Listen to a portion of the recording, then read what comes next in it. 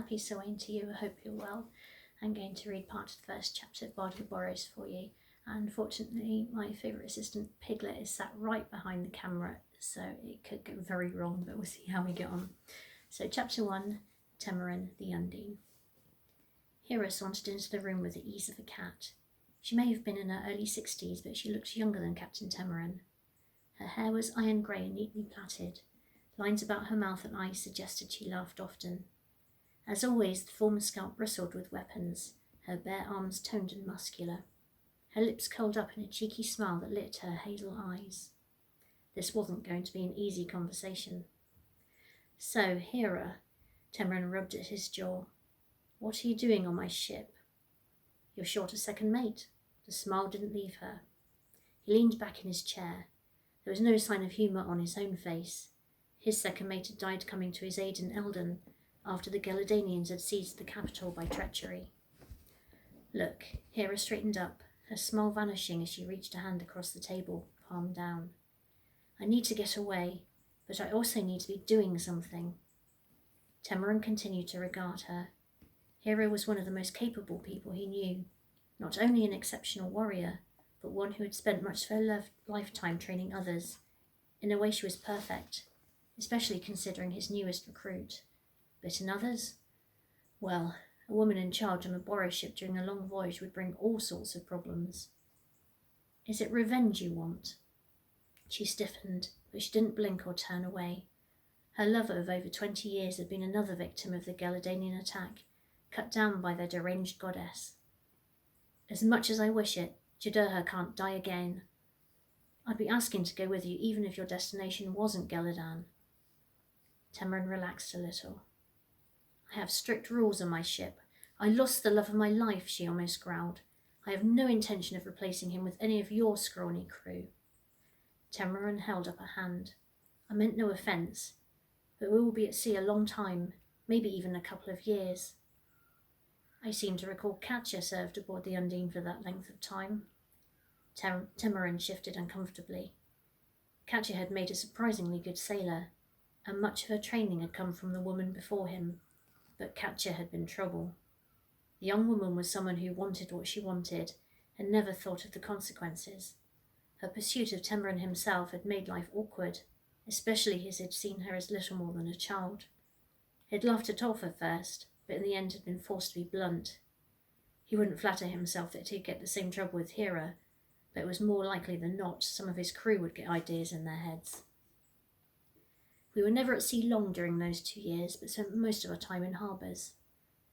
Then if I need to, I'll make use of a port, just like the rest of you men. Temarin's mouth fell open. Then he shook his head and laughed.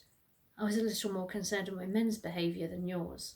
I can handle myself, and I know you're particular about your crew. He stood and reached out to pour them both a small shot of brandy, giving himself a moment to think. If they weren't planning on making a formidable voyage, he'd have jumped at the chance of taking this experienced warrior aboard. Hera, he sat back down, there are other things you might not have considered. Fresh water is precious on a long voyage. There'll be little opportunity for washing yourself or your clothes. After a few days the men will start to stink, and so will the ship. And although you'd get a cabin, privacy is also a rare commodity.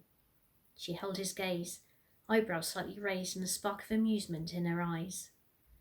I imagine that would bother you more than me. His hand automatically brushed the fabric of his carefully laundered and pressed trousers. He closed his eyes. Okay, we have 2 weeks in the Burrows. I need to put loose through his paces before we head out to sea. If everything is still running smoothly after that time, you can stay. Her mouth twitched upward, and she held out her hand. He shook it, his grip not as bone-crushing as hers. Have you told Dia? He asked. Hera looked away at that, her hazel eyes revealing a brief moment of vulnerability. No. A small surge of pain blossomed within Temarin's own chest. He was hardly in a position to criticise, since he was deserting the widowed ruler of the former islands himself. He'd loved Dia County almost from the first time he'd met her, but had also loved and respected her husband. Write to her at least. Let her know you're safe. Please. Hera sighed silently and nodded. Very well, report to Nolv. He'll sort your work detail in shifts. Captain, she touched a fist to her chest, then downed her drink and grinned. Temarin watched her leave the room. It was hard not to. Hero was a sensual woman. He gave his head a shake, hoping he hadn't made a big mistake. With a sigh he stood, straightening his jacket. It was time to get back to his other newest crew member. He had already seen signs of trouble and they'd only sailed from Eldon to the Burrows. Without doubt, Lucy had a potential as a bard, but being a crewman on the Undine was proving to be another matter. He left his cabin, stepping past the stairway to the galley and out onto the deck. The Undine barely moved, the waves gentle within the cove. Nolf was presently in charge, and he gave his captain a pained look as he passed. Nolf had been his first mate for many years, and Temarin trusted him with more than his life. He trusted him with his ship. The Borroman was almost 70 now, but could still climb a rigging faster than most of the youngsters aboard. He knew every inch of the islands and could read the wind like no one else. Like Temarin himself, he was an excellent navigator.